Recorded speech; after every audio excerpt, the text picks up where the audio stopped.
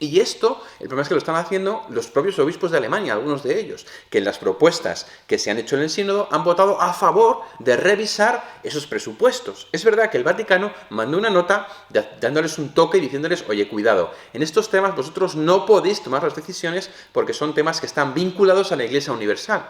Y el sínodo sacó una comisión lamentándose de esta nota del Vaticano, que le parecía como una especie de invasión de su autoridad, pero finalmente dijeron que someterían las decisiones al Vaticano.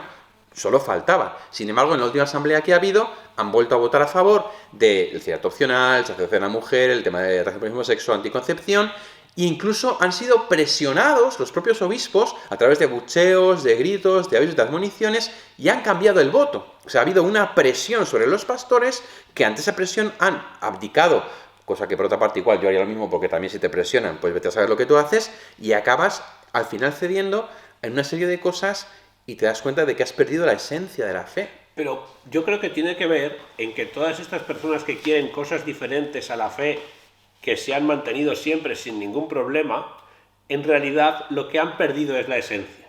Es decir, me gustaría saber si todos los que dicen que debería haber una bendición de parejas homosexuales a efectos del matrimonio dentro de una iglesia, como si fuera del matrimonio, si creen realmente que Jesucristo está presente en la Eucaristía. Me gustaría saber si aquel obispo, el que sea, que dice que la mujer debería ser sacerdote, si cree realmente en la resurrección de la carne como tal y así lo enseña. Porque a lo mejor tenemos una sorpresa. Y resulta que no es que no se adapten en estos puntos de la fe concretos que creen que así se hará más accesible o más aceptable para la gente, sino que han perdido la fe. Y ya está, y tampoco pasa nada. La fe es un don de Dios, que tú tienes que cuidarlo y que si no lo cuidas, lo pierdes, igual que la esperanza y la caridad. Igual que hay sacerdotes que a veces perdemos la caridad, también puede ser que haya obispos que a veces pierdan la fe, o no, o van a estar totalmente inmaculados en el mantenimiento del depósito, pues puede ser que no. Entonces, lo que hay que hacer, creo, es sobre todo rezar por ellos y entender que una cosa viene de la otra, que por el humo se sabe dónde está el fuego, que no aparece así el fuego de repente. Ahora, como en las montañitas donde van a poner placas solares. Ay, perdón, que eso no se podía decir. No se puede decir. No.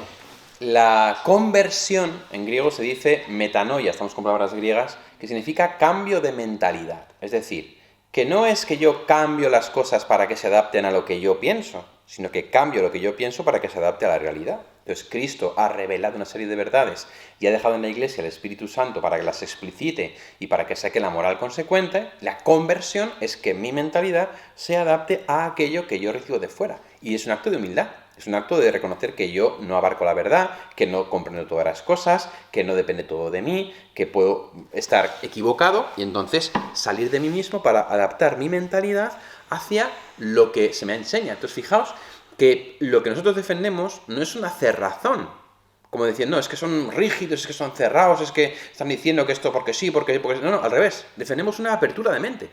La apertura a darte cuenta de que a lo mejor estás equivocado, de que a lo mejor lo que tú piensas no es correcto, de que igual tú no lo entiendes, pero no quiere decir que no sea verdad, de que a lo mejor el cambio tienes que pegarlo tú. Entonces tienes que abrir la mente para aceptar que igual lo que está revelando Cristo y la Iglesia es verdad.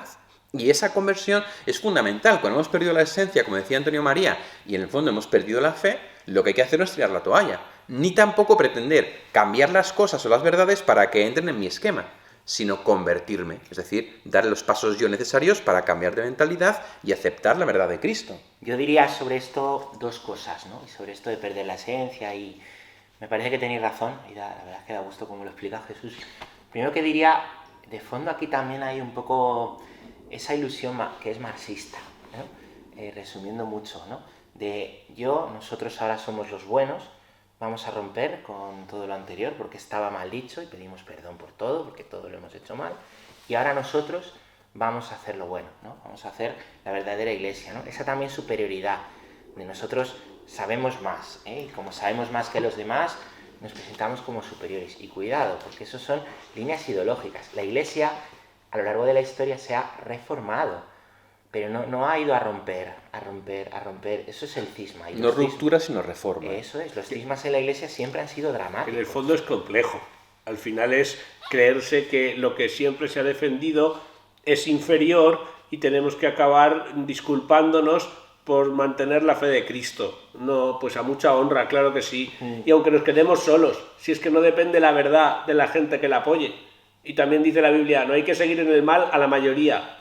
Pues si quieren ir, pues que vayan, ya está. Y el complejo, además, yo creo que viene, me gusta que digas esa palabra, ¿no? Viene por una crisis de identidad. Uno se acompleja de sí mismo cuando no sabe quién es. ¿Eh? Y esto es muy peligroso, la crisis de identidad. En Occidente hay una crisis de identidad que no se reconoce desde Cristo. Ahora estamos viendo, ¿no? Que ya nos da miedo, pues a ver qué hacen los chinos, los indios, ¿no? Porque dependemos de ellos. No tenemos como una identidad fuerte, ¿no? Nos hemos quedado en lo material y ahora hemos visto que somos débiles, ¿no? En muchos aspectos, ¿no? Entonces, bueno, hablando de la crisis de identidad, Occidente ha dejado de ser depositario, ¿no? Hay un sociólogo que se llama Zimmerman, tú lo conocerás, que lees un montón. Yo conozco no. al músico. Al músico, sí, sí. el escritor Pues hay un sociólogo que dice, ¿no? Que siempre en las sociedades, ¿no? Que han sido grandes, pues pasan a entrar en decadencia en el momento en que las familias dejan de ser depositarias. Toda cultura que ha sido fuerte, poderosa, ¿no? Grande, que ha traído esplendor, que ha traído progreso, porque progreso material, espiritual, moral, que eso es lo que ha traído el cristianismo a Europa, ¿vale? En el momento en que las familias dejan de ser depositarias de la fe, ser depositario es que yo recibo una verdad. Ahora que dices recibo, ¿sí? Voy a pedir las pizzas. Vale, ya estoy viendo, ¿vale? Es un modo de decir que me calle. Yo recibo una fe y yo esa fe la custodio, no la cambio y se la doy a mis hijos, se la doy a mis nietos. Eso es ser depositario, ¿vale? ¿Qué sucede? Que cuando uno se acompleja de su propia historia, deja de ser depositario, se va haciendo después lo que llamaríamos tradicional, bueno, mantengo una serie de costumbres, pero cada vez más descafeinadas, y al final termina siendo lo que se llama familias atomistas, que están rotas, desestructuradas. ¿Por qué? Porque cada individuo es un diosecillo y priman los derechos de cada individuo por encima de los deberes que hay con la familia y con mantener la familia, el depósito de la familia. Y me parece que detrás de estas cosas de Alemania pasa esto, dejamos de ser depositarios de una fe que nos ha sido regalada, que hace grande al hombre, le hace santo, que crea sociedad, que crea cultura, que nos enseña el camino del cielo, se ha pasado a mantener una serie de tradiciones, y de ahí se pasa, y es lo que pasa cuando, y aquí en España, cuidado con vivir las tradiciones como tradiciones, ¿no? Hay procesiones, hay fiestas, hay tradiciones, ¿no? Es que si perdemos el depósito de la fe, lo siguiente es el atomismo, que es esto de Alemania. Vamos a primar el derecho de cada uno por encima de, pues de esa fe depositaria. Entonces vamos a adecuar lo que decimos y eso al final es la decadencia, es la destrucción de la sociedad, perder la identidad, de la iglesia, perder la identidad. Para amoldarme a lo que el mundo quiere que yo sea y entonces dejo de ser lo que soy. Y esto vale para el individuo, para la familia y para la iglesia. Nosotros tenemos que permanecer fieles a lo que el Señor nos ha transmitido y esto es fundamental y más en tiempos donde se pone en duda. Comunión con la tradición de la iglesia, con el magisterio, con la escritura, comunión entre nosotros, comunión con la verdad, conversión.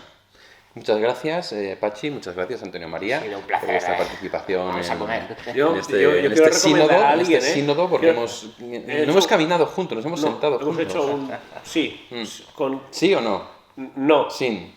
No, lo que quiero decir algo. A ver, dinos. Cerveza sin. Que a mí me gustaría recomendaros a San Bernardo, porque en esta Alemania de la que estamos hablando, en el centro de Europa, se dedicó a coger gente para que yendo con él se encontraran con Cristo y fue la base de los monasterios actuales que han durado 700 años. Entonces, si podéis, tanto sus escritos como su biografía es una preciosidad. Qué bueno. Yo no sé qué película recomendaros sobre este tema, del tema de la tradición, porque no sé si hay alguna así que suene a vosotros que tenga que ver con esto, pero sí que la película Padre Pío, que sacó la radiotelevisión italiana, que es una película larga en 2 partes, es una película en la que se ve como el Padre Pío, por ser fiel precisamente a la verdad que él ha recibido, sufre, pero se mantiene en la comunión con la Iglesia y jamás la abandona. Así que yo recomendaría esa película, Padre Pío. Yo quiero recomendar 2 cosas. Voy a recomendar un libro. Recomendaría el libro Luz del Mundo, que es una entrevista a Benedicto XVI cuando aún es papa, que tiene unas pinceladas preciosas de cómo Benedicto trata y explica, ¿no? Pues la Iglesia como continuidad, ¿no? No como una ruptura. El mismo Concilio Vaticano II como una continuidad con todo el magisterio anterior. Y después recomendaría una cosa. Oye, si eres de los que te mueves a nivel de iglesia solo en torno a ideología, o ves la iglesia lucha de poder y la iglesia tiene que decir esto, y cómo la iglesia no dice esto, y que has perdido la esencia, o que estás acomplejado, que piensas que todo hay que pedir perdón. No, te borras. No te borres, no te borres. Al revés. Vete a una casa de las misioneras de Calcuta, donde haya pobres que no puedan ni limpiarse en el baño, y les limpias tú, y vete a cambiar pañales a los niños abandonados, y vete a fregar los platos de los últimos, ¿eh? Y eso es la iglesia, y ahí está la iglesia, ¿eh? En esos pobres, y ese es el tesoro. O sea que muchas veces esto nos viene de arriba como para decir vamos a liberar a la gente, a lo mejor habría que irse abajo con la gente, con los últimos, y nos cambiaría un poco la perspectiva, ¿eh? Qué bien dicho, Pachi. Muy bien. Vamos a caminar juntos. Vamos a caminar juntos. Juntos.